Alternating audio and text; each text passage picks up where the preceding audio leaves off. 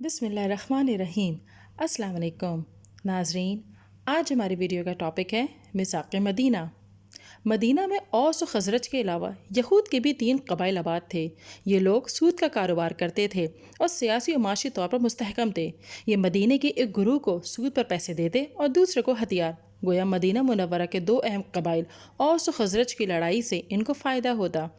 آپ صلی اللہ علیہ وسلم کی تشریف آوری کے بعد ضروری تھا کہ مدینہ میں امن و امان سلامت رہے تاکہ بیرونی خطرات کی صورت میں دشمن سے نمٹا جا سکے۔ چنانچہ آپ نے مدینہ کے یہودیوں اور دیگر قبائل کے ساتھ ایک معاہدہ کیا جسے میثاق مدینہ کہا جاتا ہے۔ اس معاہدے کے اہم نکات درجہ ذیل ہیں۔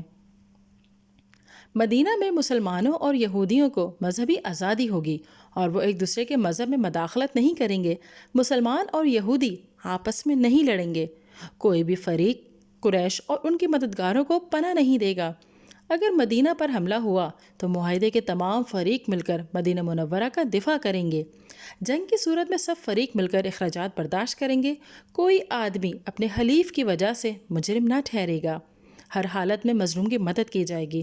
قصاص اور خون بہا کے جو طریقے پہلے سے رائج ہیں قائم رہیں گے۔ اگر کسی معاملے میں اختلاف پایا گیا تو حتمی فیصلہ نبی اکرم صلی اللہ علیہ وسلم کا ہوگا۔ ہر فریق پر اس معاہدے کی پابندی لازم ہوگی۔ اس معاہدے سے باقاعدہ ایک اسلامی ریاست کی بنیاد رکھی گئی جس کے سربراہ حضرت محمد صلی اللہ علیہ وسلم تھے۔